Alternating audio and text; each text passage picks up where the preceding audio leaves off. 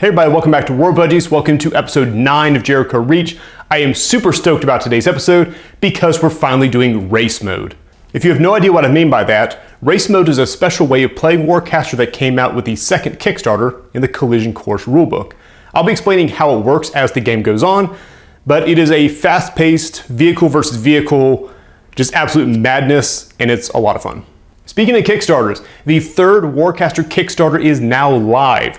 The 1,000 Worlds, it's going to have a lore source book. It's got the cadres, little groups of models you can take together to get champions and all that. It's very cool. It launched on July 13th, and as of the filming of this episode, has already been funded over twice over. So go check it out. There will be a link in the description below. Go check that in order to get the next round of Warcaster stuff as it comes out. And then after you've made your pledge and you got your stuff secured, come on back and enjoy today's race mode episode of Jericho Reach.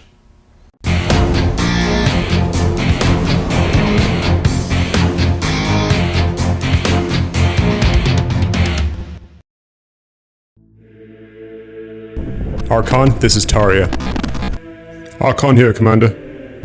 Do you still have the Continuum scouts on your scope? I have one or two. Moving between the dig sites, primarily. Follow them. Commander, we have orders not to engage the Continuum until the Marcher Warcaster... The Marchers aren't the threat, Archon. The Continuum has been using them to keep us away from the dig sites. I need to know where they're going. Did the armless prisoner tell you this? I need you to trust me, Archon. Whatever they're doing down there, we have to stop it now. By your order, Commander. And on your head if you're wrong. Moving to pursuit.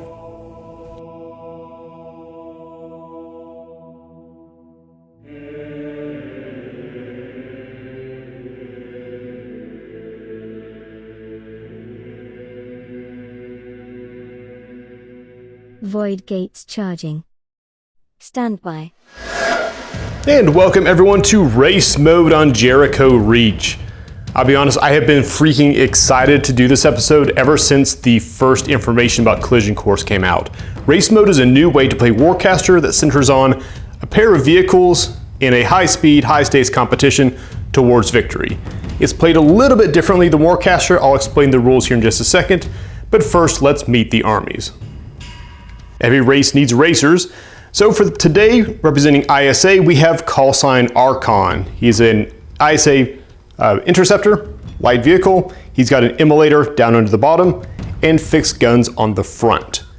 And backing him up are going to be the normal forces. We got Paladin Commander, Paladin Weaver, our 2 squads, and our stabby Firebrand. I want to keep it relatively simple. The main function here, or the main feature, are the racers. His competition in the race is going to be Sobek. Sobek is an Eternus Continuum scythe. He's got the heavy fusion blade there on the side, and a heavy displacer, which could turn into some shenanigans later on. Backing him up, we've got a squad of Reavers, good old boy Grafter, we got a Weaver, we got a Marauder, and the absolutely terrifying Scourge that's been mulching things this entire campaign. So a brief explanation of kind of how race mode works. The first thing you need to understand is that these vehicles are way tougher than they normally are. Instead of their normal stat card, they get these cool little damage tracks. And as for damage, they can lose speed, lose defense, eventually lose the ability to spike, and maybe even blow up. If one of the racers dies, that team loses the game. Racers must activate every turn, and they never gain an activation token. So every time you go, you should be moving your racer and then one other unit. Now some of you may have already noticed that our board today is in 3 pieces. Let me separate those real quick. This is because I was a doofus and forgot to order the actual neoprene race mats, so I decided to make some custom Jericho Reach terrain that I actually had a lot of fun with. These are literally just sheets of plywood with some pine bark and sand and glue and all that kind of stuff on there. But there are 3 of them. They are 30 by 12. We've got the ruins tile here. Really nothing but open real estate. It'll be populated with terrain later. We've got the bridge tile here in the middle, very large and obvious feature there. And we got the checkpoint tile at the end. It's got an old Arcanescence pipeline back from the first generation settlers, and it's got markings 1, 2, 3, 4, 5, and 6, which are going to spawn the victory points. So these 3 boards work kind of like a treadmill. The first time a vehicle crosses this line, moving from the center board to the leading board, we pause the game, everything moves back, and then the back tile moves to the front. So it's sort of like a treadmill thing. Everything that is on the back tile that is not a racer is destroyed, and any racers left trailing just get moved up to the back of the next tile, which would then be the trailing tile. Our scenario today is going to be the cannonball run. So they will earn victory points when they pick them up on the checkpoint tile, and the first racer that crosses from the center tile into leading tile, which triggers the board movement, will also get a victory point. There are really just a couple more things and we'll get the show on the road. Things to remember: the vehicles can only shoot an enemy if the enemy is closer to the front of the board than they are. So they can only shoot enemies that are in the lead, unless they have turrets, which neither of these vehicles have turrets. The other thing is all maneuvers have been scrapped, and there's a new set of maneuvers from the Collision Course book that are specific to race mode. I understand that was a lot of explanation, so thanks for hanging in there. I'll explain the rest kind of as we go. Let's go ahead and see where our first victory point is going to show up. Rolling a budgie dice. Location 4. The objective is on location 4. When a racer picks that up, it will respawn to a different number, giving the other racer a chance to maybe catch up. On a 4 up, it's going to be ISA turn first. It's going to be ISA, Archon go.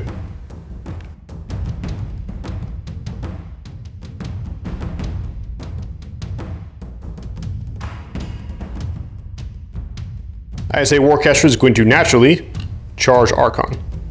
We do have the Aggression Theorem cipher card, but right now both of the vehicles are at their 5-inch mark, so neither one is closer to the leading edge. Therefore, neither one can shoot at the other right now. Move straight on to activations. Archon is going to punch it. He's going to use the red line maneuver. This is something you can only use while you're on the trailing board, which they are, and it adds D6 to your speed. Normally speed 9 going up to speed 13, which he will do at an angle, zipping forward, landing just shy of the bridge. Every time a racer touches the bridge, they get a little token that they can cash in to move 2 inches for free. ISA Warcaster is not going to use any cipher cards right now. He doesn't get an activation token because he's the racer. So instead, we're going to drop a Void Gate right up in here. Going to push it kind of ahead so that it's got maximum durability. And we'll load 5 arc onto it. Meanwhile, on the AC turn, Sobek is going to charge for 1. Sobek is going to come out swinging with the on high maneuver, which is going to give him +1 mat and rat against vehicles and a flat +3 speed, under the condition that he moves directly towards the enemy vehicle. Giving him an 11-inch swoop from the skies, guns blazing, landing right about there. Going to fire away with the heavy displacer. Be rat 4 because of his maneuver, +1 for the charge. And only 2. Archon is an evasive boy with defense 4. Oh, he takes the hit. A power 4 against armor 4. And no damage. That was the heavy displacer, so Sobek will spike in order to move his target 3 inches, dragging him backwards, and will then attack with the heavy fusion blade. Mat 5 because of the maneuver. 3 hits. Archon tries to dodge the giant wing blade and dodges. Because he was missed by an attack when he was charged and he's an interceptor, he gets to move 3 inches for free, which he'll use to get a speed token. We don't have speed tokens, so I'm going to use a little flame token because I think it's hilarious. No real help from the cipher deck right now, so the AC player will likewise drop a gate, 5 arc, onto the leading board edge. Start of ISA turn 2, there's no one to charge and no real cipher cards to use. We're going to go straight to activations. Archon is going to choose evasive action, which is going to allow him to re-roll defense rolls until his next activation. And he's going to go 9 inches, his full speed, straight forward for the objective, putting him right on the boundary between the front and middle tiles. Per the scenario rules, that gives him 1 victory point just for triggering the movement of the boards. So I'll show you guys this for the first time. This board is going to loop around to become the front, and this board is going to become the back line, just like that. So the ruins tile with some randomly placed terrain is now the leading edge. Sobek has been moved up to keep up. which somewhat amusingly gives him a speed token because he's now on the bridge. Archon is also going to spend his speed token to immediately move 2 inches, just in case Sobek manages to hit with more of the heavy displacer shenanigans. With that out of the way, it is time for reinforcements. Reinforcements in the form of Squad 1, their Aegis, a Weaver, and a Commander. And then the Warcaster will drop a new gate down here by the geyser, putting 4 Archon at this time. Of course, now the reinforcements are on the board, things are going to get a little frisky around here. So turn to Continuum, it will charge Sobek again. And Sobek is going to give in to his inner road rage and choose the ram maneuver. It is exactly what it sounds like on the can, but I'll explain it as it goes. He's going to spend his speed boost first, though, moving about 2 inches to the side, just to line himself up for what he's trying to do. A vehicle that uses ram gains +3 to its speed, but it has to move directly towards an enemy model, and if it contacts it, then there is damage. His personal jet engine roars to life. He does a neat little corkscrew and is just going to slam straight into this little tail fin. Now he moved 10 inches to get here, so the first thing that happens is Archon is immediately slammed half that distance, so 5 inches directly away from Sobek, which ends up with him right here. Each vehicle then takes a damage roll with a POW equal to half the distance. So a POW 5 hit onto Archon, who's armor 4. Nothing doing. And a POW 5 hit onto Sobek, who is also armor 4. He's fine. He probably does this all the time. Surprisingly little damage from that, so he's going to let him have it with the heavy displacer. Rat 3, 1 arc charge, as long as he can see through that concussion he just gave himself. Nah, I don't think he can. Archon's defense 4, but he is still under evasive action, so he can re-roll this if he needs to. He doesn't need to. And unfortunately, he is still charged and was missed by an attack, so he will move 3, immediately pick up a second victory point for gaining the objective. Rolling the Budgie dice to see where in the pipeline the next eruption is. Location 2. The pipeline has exploded with Arc over on location 2. As a reminder, Archon cannot just swoop over here and gain this because he has already gained 1 this round, but he is now at 2 victory points. It is now time for reinforcements for the AC. They spit out these guys, who sadly are not allowed to collect that, only racers can pick that up. So a very bold play there by Sobek, which could have paid off really well if he had hit with that shot. The displacer could have shoved Archon 3 inches forward, and then he would have had to double back to get the point. But as it is, Sobek is going to have to veer off in order to pick up his point at the next turn. So on the ISA turn, they're going to charge Squad 1. And then play Volition Anchor onto Sobek. You get a Fury attack roll, deals no damage, but if it's hit, the unit suffers -1 armor, and friendly models can re-roll attack rolls against him. So Sobek does not want to be hit with this right now. He does not need that kind of negativity in his life. 4 focus, 1 arc in the tank, attack roll. Decent attack, 3 strikes. Sobek defense 3. He is hit. He is at -1 armor, and ISA models get to re-roll just for this turn. I mean, it's for the pulse round, but we're on turn 3. That in itself would not be terribly bad news, but Squad 1 is going to run out here and try to represent. Form up around the boss. I'm not counting the arc as anything fun in the terrain, it's just fun to look at. And they're going to shoot all the bullets into Sobek. Shot number 1 coming in, battle rifle. 2 strikes, not bad. We do get to re-roll, but I'll take 2 strikes. Defense 3 on Sobek. He blocks it. Shot number 2, battle rifle. 4 strikes. Defense 3 on Sobek. 2 get through. Rifles are POW 4, and Sobek is down to 3 armor thanks to Volition Anchor. And he takes 1. Begin the damage tracker. Shot number 3, assault rifle.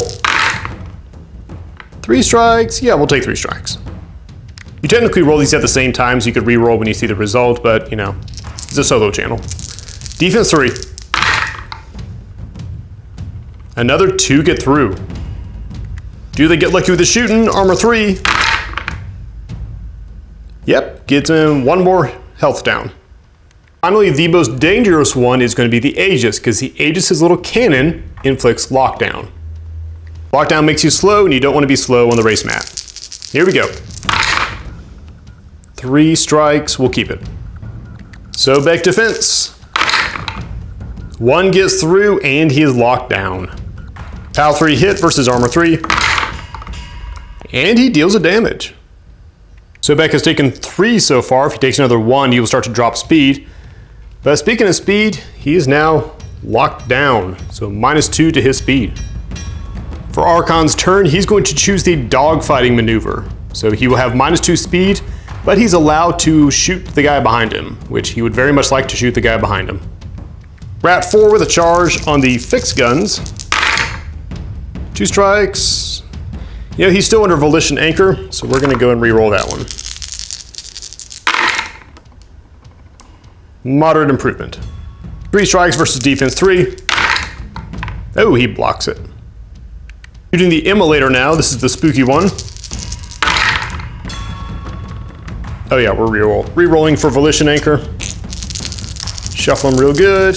Come on, Archon. Yeah, you did okay. Really, he just wants to tag him for that sweet -1 mat and rat. Defense 3 against 4 strikes. He blocks it. Bravo, Sobek. That reduces Archon's speed down to 7, which is still enough to push him here. Crossing the line again, which is going to push the board back. Everyone who is not a racer, so unfortunately Paladin Commander, wasn't watching her footing, they're going to go away. Sobek's going to scoot up to match the board, and we're going to shift around. Just like this, the bridge tile is back in play, and the AC is back on the trailing edge. ISA is going to hold off on the ciphers for now, so we're going to push reinforcements from the gate. Reinforcements look a lot like the Firebrand and Squad 2. And drop a 3 arc gate. Start hedging our bets a little bit. Come up here to the far corner. Over on the AC side, the Weaver is going to get charged, which pushes the range of her Furies to 18. And this is why the AC didn't bother to put down a gate last time. She's going to use a Trophic Decomposer.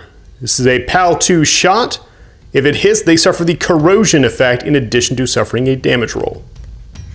He has 4 arc in the tank and focus 4. Pretty solid. 1, 2, 3, 4, 5, 6. 6 strikes.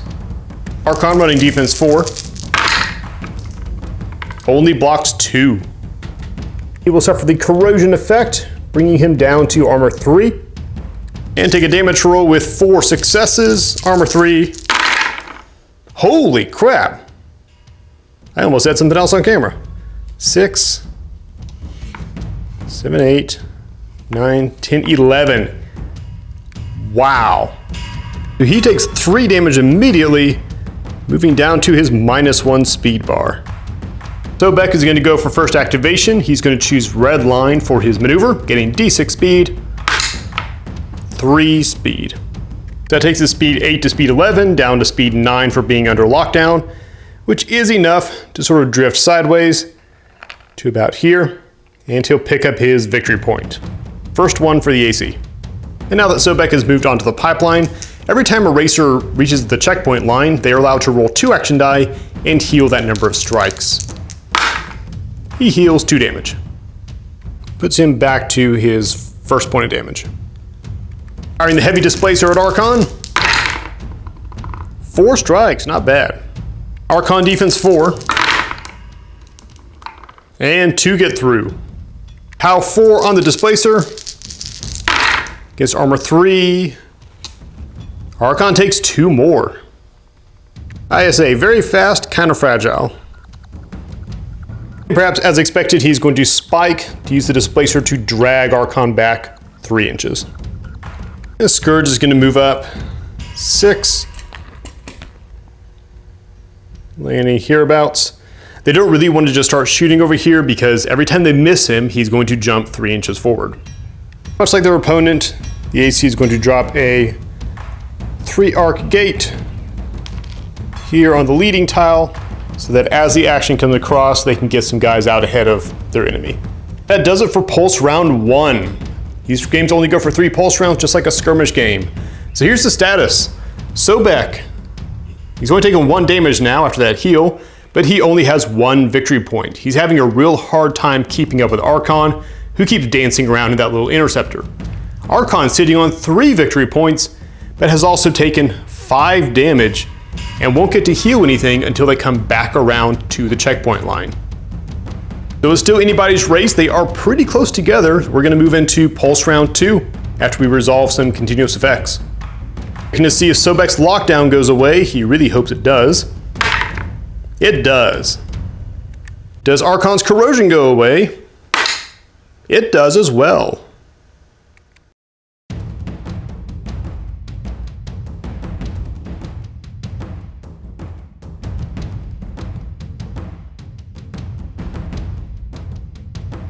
I say Warcaster is going to charge the Firebrand first off. And we'll tag him with Ascension Catalyst, giving him +2 speed and flight. Archon is going to use Red Line because he is on the trailing map. Gets 4, so movement 13. These boards are 12 inches long. It brings him just shy of triggering the board change. So he is right on the border there. His friendly reinforcements, however, going to jetpack their way over here, 8 inches. Crossing the terrain, no problem because of flight. Fortunately, he's just out of 12-inch range with the Harbinger cannon, but he's in good position to intercept Sobek as he approaches. And they'll finish with Impulse Inducer to make sure he is ready to do exactly that. Gate at the far end will spit out a commander, and otherwise they're not going to drop any more gates. We're going to wait for the action to move forward just a little bit. AC Warcaster is going to charge Sobek, no real surprise there. They like their Cypher card hand as it is right now. So Sobek is going to try to redline as well, hoping for a better dice roll, see if he can get maybe a little bit ahead. Plus D6 speed, also 4 speed. Shoot him with a heavy displacer, coming in with an arc charge and Rat 3. Ooh, not bad, 5 strikes. Archon defense 4. Oh wow, all 5 get through. Quick game state change. He's at -1 speed. Thankfully he's not under corrosion anymore because he's taken a POW 4 hit with 5 red die against armor 4. And only takes 1 health. That's a pretty good day there, bud. But that 1 health was applying some of your defense. So he's down to defense 3. And Sobek is going to spike, dragging him backwards 3 inches. And I believe for the first time in this match, Sobek takes the lead. Friendly Neighborhood Void Gate is going to spin up, spit out the Grafter and a Reaver squad. For the gates at this time, bringing us back around to ISA turn 2. Just a quick look at the state of the game. First off, he looked really cool in the center of that arc well there. So he's down to half health now. He's -1 speed, -1 defense. Archon really needs to get to somewhere he can heal. Sobek lagging badly on victory points, but if he can crash Archon, then game goes to the AC. I say Warcaster is going to lead off, putting a second arc onto the Firebrand. And Archon will fire the Immolator with Aggression Theorem since he is now trailing.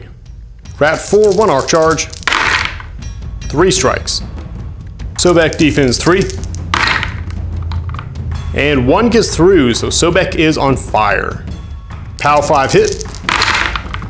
And he takes 1.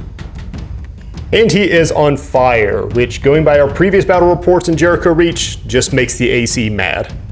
Archon is going to play it safe for now. He'll use the evasive action maneuver. Shooting with the Immolator because he can. Ooh, nice shot, 5 strikes. Defense 3 on Sobek. 3 get through. Against armor 4. And Sobek takes another one. He's going to move forward onto the bridge, resetting the board and picking up another victory point.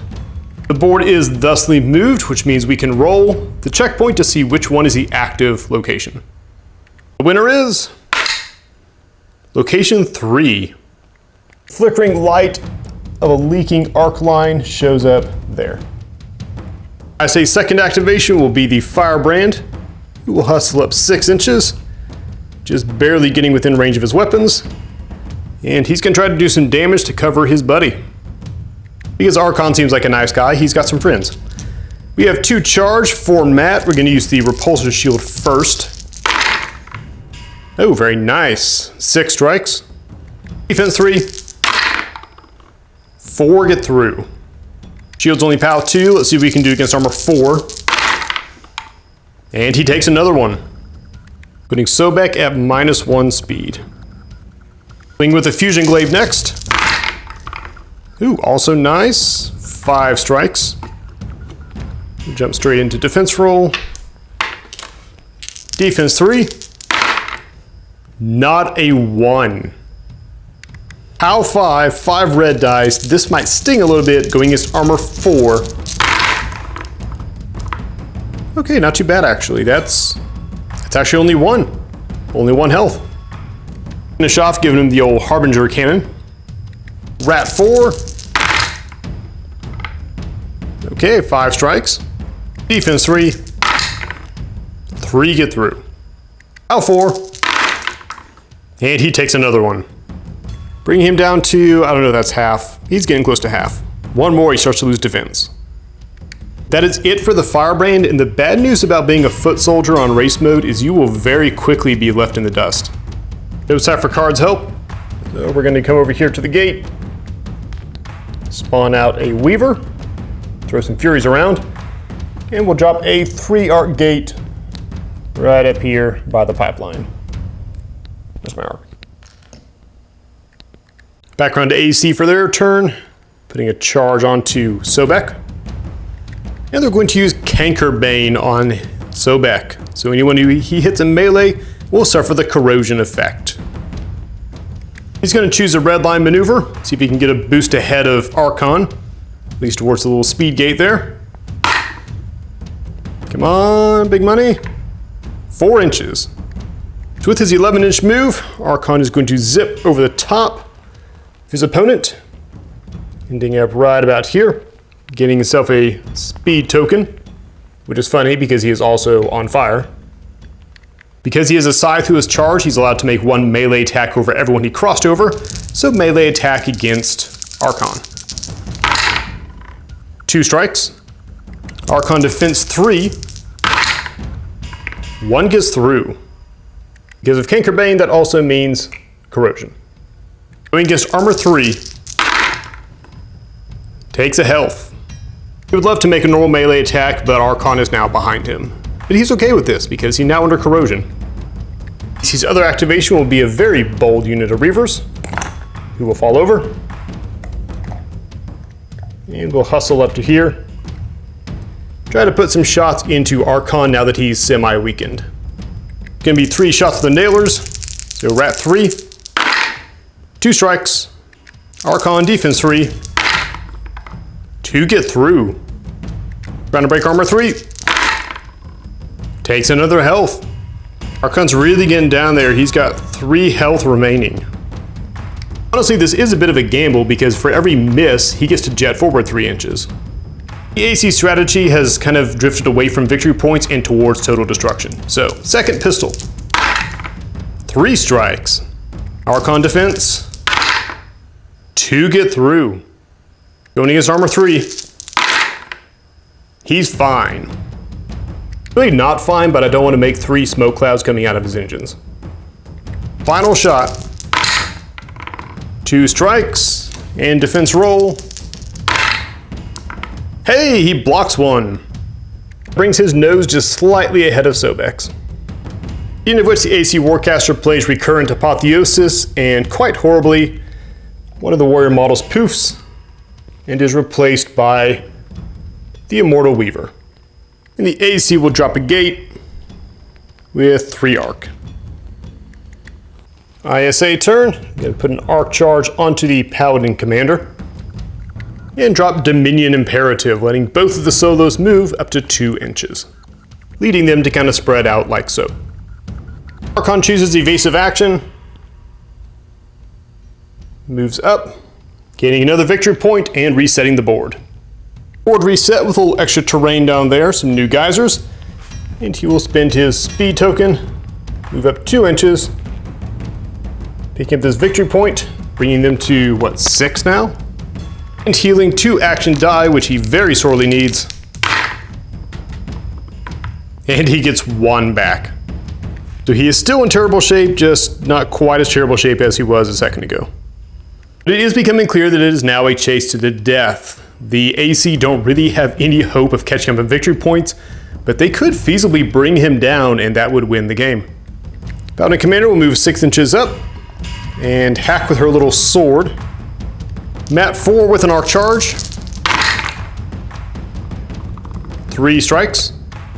Down to defense 2 for damage, but gets 2 more because he is flying and his melee opponent is not. I did forget that with the Firebrand earlier, but I filmed that like yesterday, so I'm not going back to research it. We'll just go with it. Defense roll. He blocks it.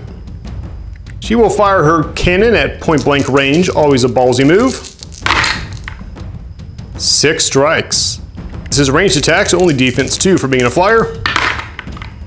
And 5 strikes get through. He is armor 4, they are POW 3, 5 red dice. And just barely gets 1.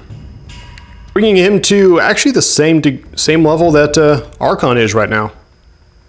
Paladin will take the blast from her own shot. POW 3, she's armor 4 because compound armor. And she's fine. Finally, instability equation from the Weaver onto Sobek. Focus 4, 2 arc in the tank. Wow, that's a good shot. 4, 5, 6, 7 strikes. Against defense 2. Yeah. Gonna be POW 4 and a bunch of red dice. Going against armor 4. Holy crap. 1, 2, 3, that's 1, 2, 3 health. Massive explosion, dust, rocks, and little bits of machinery flying all over the place. So he has lost the ability to spike. 1, 2, 3. He has 2 health left. POW 4 blast against the Paladin Commander. She's fine, just because of compound armor. Well, over at the gate, Squad 1 and the lockdown machine are back.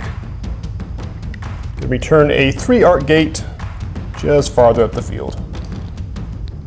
An absolute power play by the ISA there, bringing Sobek down to his last 2 health. He is possibly within range to get healed up by the pipeline. But before we move on, let's go ahead and roll and see where the next objective is going to show up. Rolling a budgie dice. Location 2. That's not great, not terrible. It is again off to Sobek's left or port side or larboard or whatever you want to call it. Like we mentioned earlier, they've kind of abandoned hope of winning off victory points. The goal is now make Archon suffer. AC is actually not going to charge anybody right now. They're going to strip 1 arc off of this gate. And the freshly arrived Immortal Weaver is going to open up, throwing Annihilation Vortex into Archon. So if they hit, they can reposition within 3 inches, very much like the Heavy Displacer. Focus 4 with 4 arc in the tank, thanks to pulling that one off the gate. Excellent. 2, 4, 6, 7, 8, 9. Defense 3, but re-rolling for evasive maneuvers.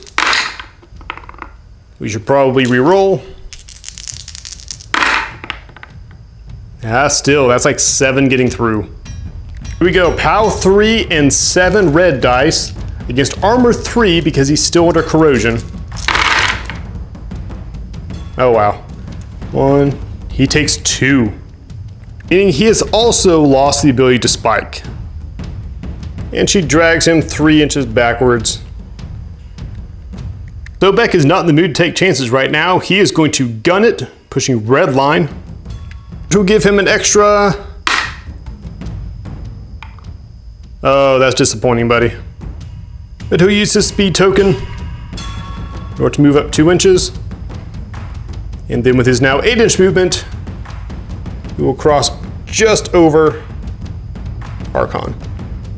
This is a melee attack at Mat 3 as he spins a little corkscrew over the top of the interceptor for 3 strikes. Archon is defense 3. Rerolling for evasive. He blocks it. Neat little barrel roll underneath the wing and regains his position. He'll regain his position a hair backwards actually, just that he can't stab him again with that blade. Good news for Sobek, he gets to heal up now, 2 action die.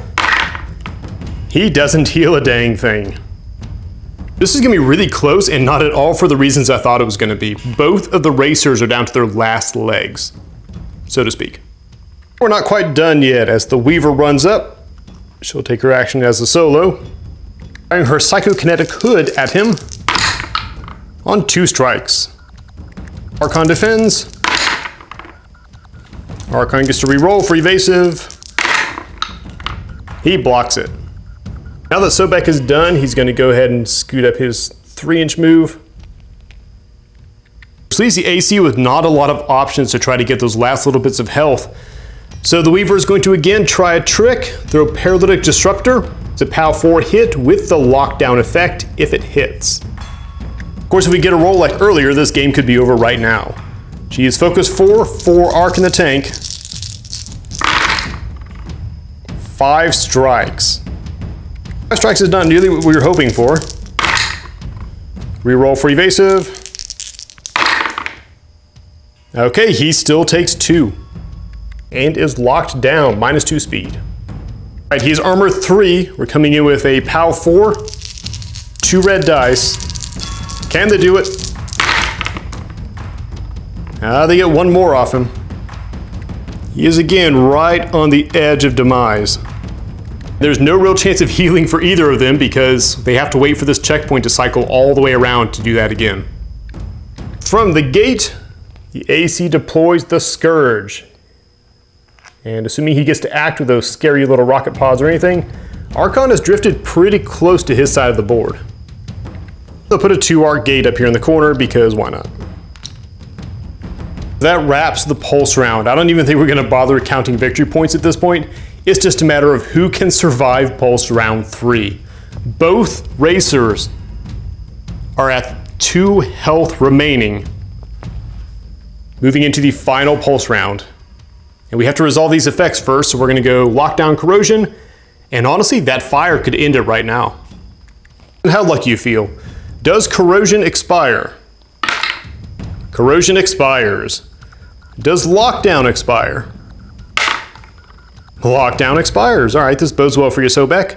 Does Sobek's fire expire? It does. We have cleaned off all the status effects, and we are ready to move into the final round of this game.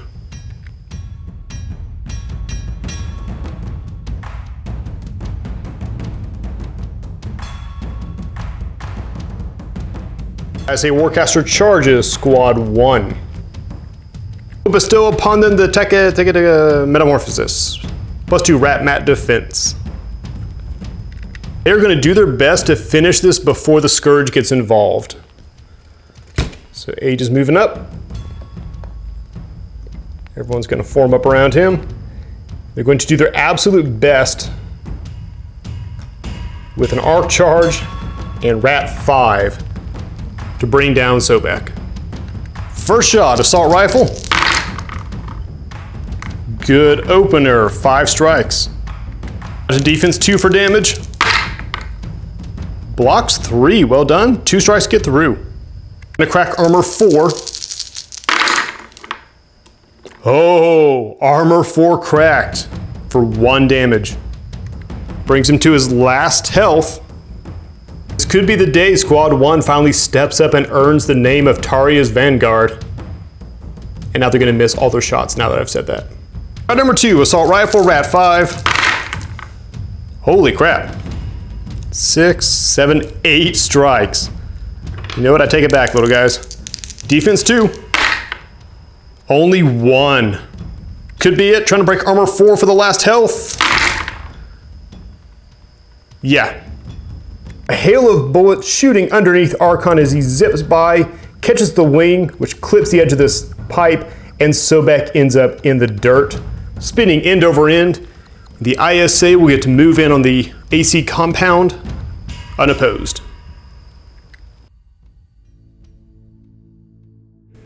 And so we reach the final hour. I had always imagined it would be me, striding through the tunnels, putting an end to Rax's madness. What a pity. The huntress must succeed in my stead. She must endure, or none of us will.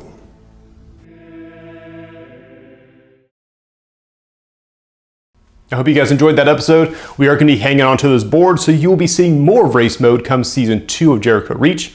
But before then, we still have one episode to go for Season 1. The season finale is coming up. As soon as we've got it all finished and polished up, it will be out to you guys. In the meantime, go check out the third Kickstarter, and as always, thanks for watching.